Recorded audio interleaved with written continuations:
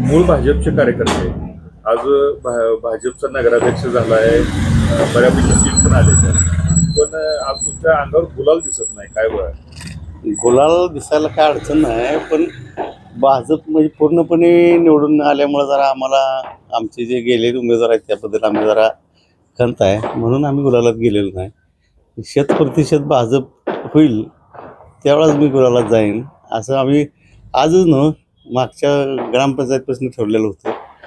त्यामुळं आम्ही नाही, ज्यावेळेला आमची पूर्ण मेजॉरिटी होईल आटपाडी ग्रामपंचायत किंवा आटपाडी तालुक्यात कसं असते 7-8 जणांचं नाराजी घेऊन ठीक आता आमची युटी सर आले झाले, चांगले झाले, भाजपला दिवस चांगले आहेत, पण अजून पण ह्याच्यापेक्षा व्हायला पाहिजे होतं.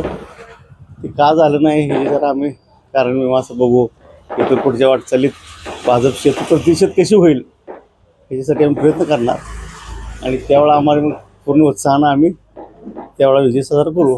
नाही, आता याच्यामध्ये काही उमेदवार जे आहेत विजय झाले नाहीत तुमचे, आणि ते विजय होतील असा एक अंदाज होता, पण ते विजय झाले नाहीत. याच्यामध्ये असं काय वाटतं का, काही अंतर्गत काही हे झालंय की राजकारण झाले असेल?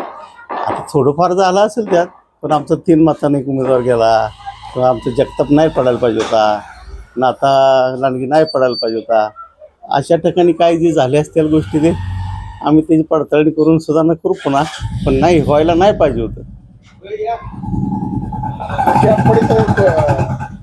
कोणाचा विजय झालाय बहुमत असं म्हणजे एककली निवडून झाली नाही, हे एकली झालं नाही म्हणून तरी आहे ना.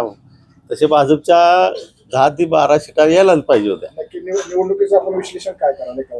आता जतला झालं ते इलेक्शन झालं, खानापूर विटाळ झालं, विटाळला ते झालं इलेक्शन, म्हणजे निवडणूक झाली तिकडं. जतला निवडणूक झाली आणि इथं झालं राजकारण.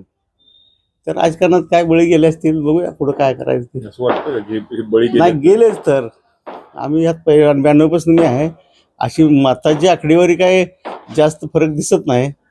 त्यामुळे आम्हाला वाटते ना तसं जुन्या लोकांना एवढं थोड्या मतानं जायला नाही पाहिजे होतं. आणि आता जगताप वगैरे तू यायलाच पाहिजे होता.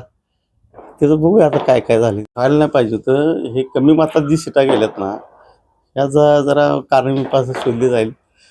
3 नंबर किंवा नाता आपला लांडगे, आता आमची मरगळे सीट आहे की त्या नाही जायला पाहिजे. या 3 सीटा अगदी म्हणजे थोडक्यात गेले तर आमचं रिडिंगच होतं 10 किंवा 12 हे भाजपचे 100% येणार. थोड्याफार कशांतरी त्या अडचणी आल्या त्या सीटा गेल्याबद्दल त्याबद्दल आम्ही नाराज आहे.